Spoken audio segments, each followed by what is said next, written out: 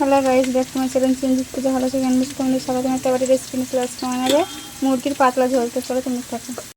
তো আমরা কড়াটা বসিয়ে দিয়েছি, দিয়ে এখানে ফোড়ন দিয়ে পেঁয়াজটা দিয়ে দিয়েছি, তেজপাতা দিয়েছি, এলাচ দিয়েছি, দারচিনি দিয়েছি, কাঁচা লঙ্কা আছে, পেঁয়াজ আছে, আদা রসুন বাটা দিয়ে দিলাম। পেঁয়াজটা ভাজা ভাজা হয়ে গেছে।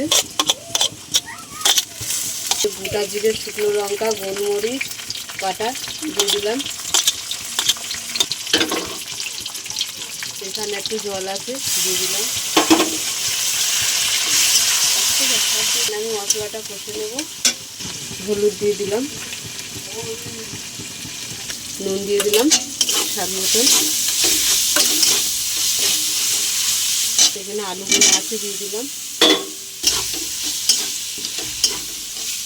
ওটা ভালো করে কষিয়ে নেব।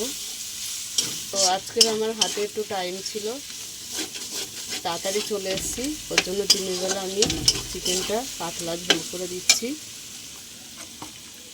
এখানে আমার আছে 1.5 কিলো চিকেন। তো চিকেনটাও দিয়ে দিলাম আমি। চিকেনটা দিয়ে ভালো করে মশলাটা দিয়ে ভালো করে কষিয়ে নেব। এখানে আমরা টক দই দিয়ে দিলাম।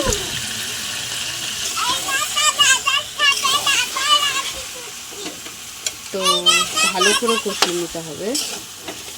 আমি এবারে একটু নেড়ে চাপা দিয়ে দেবো, জল এখন দেবো না। তো এতদিন তোমাদের কাছে আসতে পারিনি কো, আমার ছেলের একটু শরীরটা খারাপ ছিল, তো আজকে এসেছি। তোমরা অবশ্যই ভিডিওটা দেখবেন। আমরা ঢাকাটা খুলে দিলাম। 10 মিনিট পরে চলে এসেছি। মাংস থেকে জল বেরিয়েছে। আমরা সিমে করে রেখে দিয়েছিলাম, গ্যাসটা জোরে করে দিলাম। আর একটু করে কষে নেব। আমাদের চিকেনটা তো পাতলা ঝোল হবে, তার জন্য আমি জল দিয়ে দিলাম।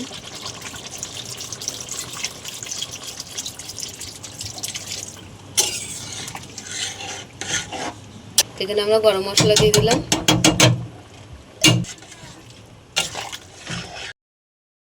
দিয়ে দিয়েছিলাম গরম মশলা দিয়ে, আবার ঢাকাটা খুলে দিলাম।